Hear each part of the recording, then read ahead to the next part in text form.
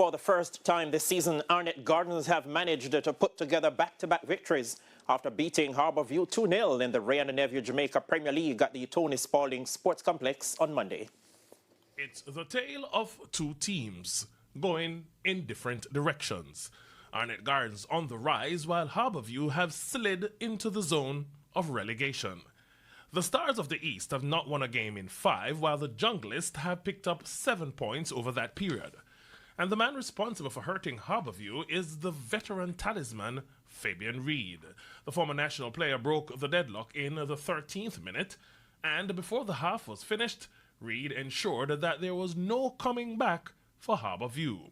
On 35 minutes, he grabbed his second goal to close out the contest early and was duly named the game's MVP.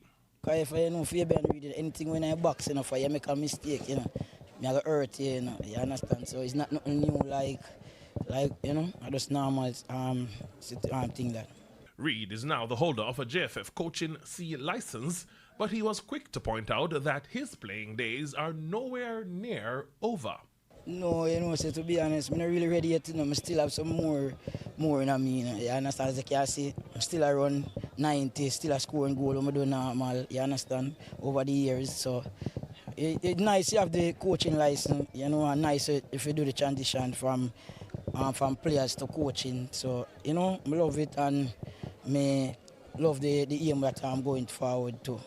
Instead, Reid believes having his license has consolidated what he has already started at the club. Over the years, I play and coach, as you can see, every time the leadership always show with the team and, with me. You understand? As I said, the leadership will come from me. You understand? Because certain things now go the way with the team or we want it to go.